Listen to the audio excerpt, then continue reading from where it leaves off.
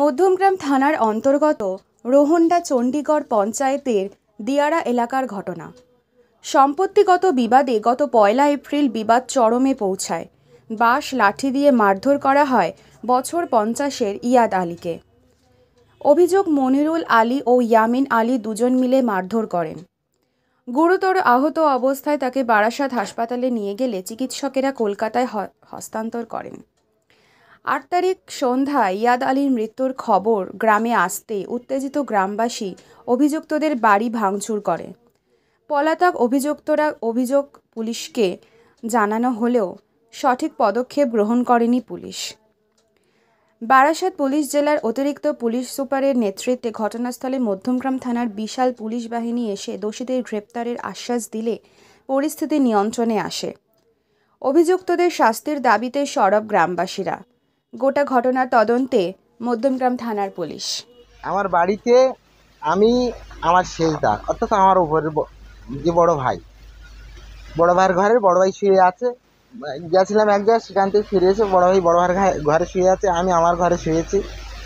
রীতিমধ্যে 4:30-র দিকে এখন আমার বড়দা, তার নাম ধরতে আমার খারাপ লাগছে, বড় শয়তান বলেই বলছে।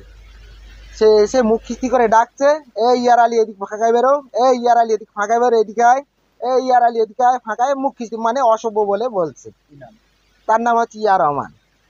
রীতিমধ্যে আমি বার হতে আমি আমার দাদাকে বলি, বড় শয়তানকে বলছি যে, বড়দা তুমি এক জায়গা থেকে এসছো, আমিও সেখান থেকে এসছি, আমি রোজা করছি, তুমি কী করছো তা আমি জানি না, ক্লান্ত শরীর, বাড়িতে সব বৌমারা আছে, অল্প বয়সে বৌমারা, লোকে খারাপ বলবে, তুমি এক কাজ করো, তোমার বাড়িতে তুমি চলে যাও, তুমি আমার এখান থেকে চলে যাও।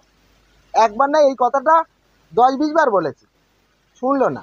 আস্তে আস্তে এইবারে বড়দা আমার গা ঘেঁষে চলে আসলো, অর্থাৎ এরকম গা ঘেঁষে আসতে এরকম একটু আস্তে আস্তে ধাক্কা দিতে দিতে ওর কাছমানে নিয়ে গেল।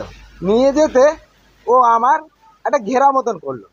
তারপরে দেখলাম মেজো শয়তান, মানে ইয়ামিন মেজো শয়তান আসলো, এসে বলছে, আর মেজো শয়তানের ছেলে তৈবুল, সে বলছে এইভাবে হবে না, ওই দাঁতে ঘুরে যেতে হবে। ঘুরে আসলো, মানে কি বলি, 150 ফুট দূর থেকে ঘুরে এসে আমাকে ঘিরে ধরলো। ঘিরে ধরার পরে যখন খুব হট্টগোল বেশি হচ্ছে, চেঁচামেচি বেশি হচ্ছে, গালাগালি খিস্তি বেশি হচ্ছে, অসভ্য কথা বেশি হচ্ছে, তখন আমার সেই দাঁত যে এখন মারা গেছে, সে বলছে যে এদের সঙ্গে আমি পারবো না, ছোটো তুমি ভাই চলে এসে আমার ঘরে চলে এসো, কিংবা শুয়ে পড়ো।